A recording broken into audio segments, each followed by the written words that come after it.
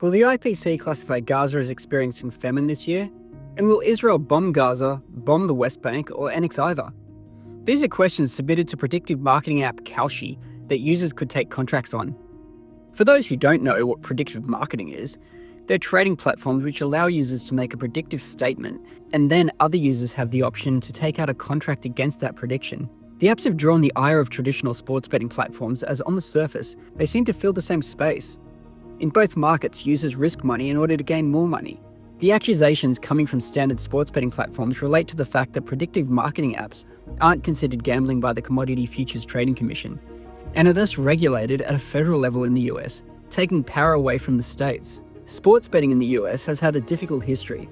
While states like Nevada and New Jersey have allowed gambling for almost a century, in 1992 the Sports Protection Act passed Congress, essentially banning sports betting at a federal level. Of course, this was grandfathered to exempt places like Las Vegas and Atlantic City. That ruling was struck down in 2018 by the Supreme Court, giving regulatory power back to the states, and since then 34 states have moved to allow sports betting. As predictive marketing is relatively new, companies like Kalshi and Polymarket have been able to bypass states' gambling laws and stay within the federal regulations of the CFTC. The line that separates predictive marketing from traditional sports betting is that users on Kalshi and Polymarket are betting against each other, with the apps taking a commission, rather than betting against the house.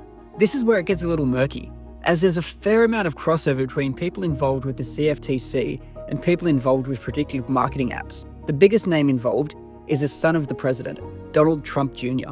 He currently sits as a strategic advisor to both Kalshi and Polymarket, and the second is former CFTC Commissioner Brian Quintenz, who sits on the board of Kalshi. In February 2025, President Donald Trump nominated Quintenz to become the chair of the CFTC. This nomination drew the attention of the Senate as a potential conflict of interest in a Senate hearing. Quintenz stated that he would step down from the Kalshi board if he was confirmed as the CFCT chair. Prior to the second Trump administration, predictive markets like Polymarket did draw scrutiny from the CFTC. In 2022, it was determined that the platform was operating as an unregulated exchange, and the company was asked to cease US operations and pay a fine of $1.4 million. Pressure from federal agencies has appeared to diminish under the second Trump administration. In July 2025, the FBI publicly dropped its investigation into Polymarket, and after an acquisition of QCEX, Polymarket were able to trade in the US again. On the 5th of December 2025, broadcaster CNN announced a partnership with Kalshi, stating that market odds would begin to be broadcast on CNBC as of 2026. So where's all this heading? Personally, I don't know. There are potential Supreme Court challenges on the horizon which could aim to push regulation of predictive marketing apps to the states, which could then allow them to be classified as gambling platforms. But as of the 10th of December 2025, none of that has happened, and predictive marketing apps are still considered financial markets as opposed to gambling.